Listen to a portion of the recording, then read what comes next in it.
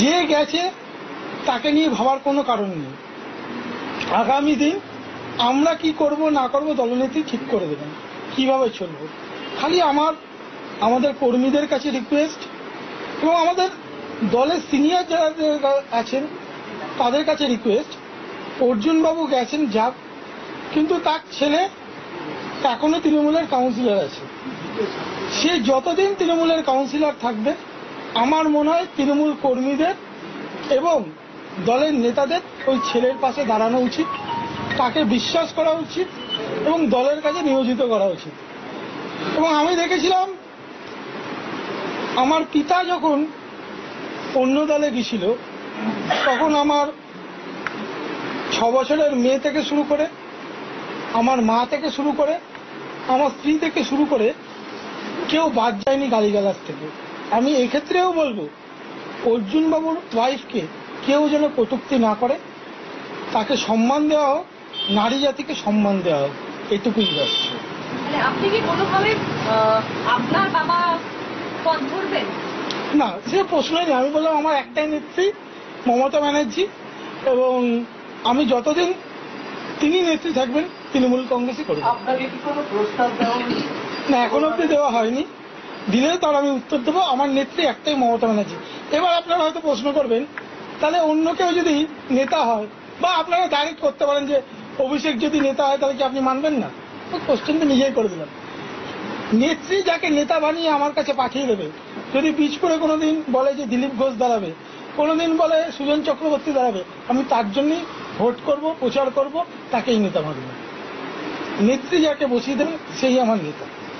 একটা সময় গত 1 বছর ধরে বিভিন্ন সময় দেখা গেছে যিনি আজকে তৃণমূল ছেড়ে বিজেপিতে যোগ দিয়েছেন তিনি আপনার বিধানসভা কেন্দ্রে এসে বিভিন্ন সময় মিটিং মিছিল করে অকথ্য ভাষায় সরাসরি আবার কখনো ইনডাইরেক্টলি গালাগাল করেছে। আজকে আপনার ফিলিংস কি? এমনকি সেই মঞ্চে আপনি উপস্থিত ছিলেন। আমি না সংকট মোচন পুজো করি বলছি, আমি একটু আগে আসতে দেরি হলে সংকট মোচন পুজো করেই এলাম। যাই হোক, আমি তার সম্বন্ধে কিছুই বলবো না। সিনিয়র লিডার, আমার শুভকামনা তার জন্য রইল। আর একটা জিনিস আমাকে কিছু বলতে হবে না, সকল তাকে যারা গুরু বা বাবা বলে ডাকতেন, দেখুন ফেসবুকে তারাই তার সম্বন্ধে এগিয়ে বলছে। সংকট মোচন পুজো করে কি সংকট কেটেছে? অবশ্যই। আজকে অর্জুন সিংহ বিজেপিতে যোগদান দেওয়ার পর তিনি বলেছেন মামারি মানুষের সরকার এখন শুধুমাত্র মানি সরকার। যদি মানি সরকার হতো আমাদের নেত্রী হাওয়াই ছুটি করে ঘুরতেন না, ওই টালির চালে থাকতেন না, এসব মানুষ বিশ্বাস করে। এই ঘটনায় ব্যারাকপুর লোকসভা কেন্দ্রের ফলাফলে কতটা প্রভাব পড়তে পারে? এবং আগের বার 1,70,000 ভোটে মনে হয় জিতেছিলেন, এবং বীজপুর থেকে আমি লিড দিয়েছিলাম 78,000। সেক্ষেত্রে আমি বলতে পারি বীজপুর এবারও ব্যারাকপুর লোকসভার মধ্যে হাইয়েস্ট লিড দেবে, এবং দিনের 2 লক্ষের বেশি ভোটে জিতবে। অর্জুন সিং চলে যাওয়াতে কি বীজপুরে গোষ্ঠীদ্বন্দ্ব কমবে বলে মনে হয়? গোষ্ঠী কোনোদিনই ছিল না। কেউ বাইরে থেকে এসে মাঝে মাঝে একটু উস্কানিমূলক কথাবার্তার জন্য কেউ নাচানাচি করতো, এখন সেগুলো বন্ধ। যারা নাচানাচি করতো তাদের নাচানাচি কি কমবে বলে মনে হয়? অবশ্যই কমবে। তৃণমূলের অনেকেই বলতে শুরু করেছে আরেকজন গাদ্দার চলে গেল। আমি এসব ল্যাঙ্গুয়েজ বিশ্বাস করি না।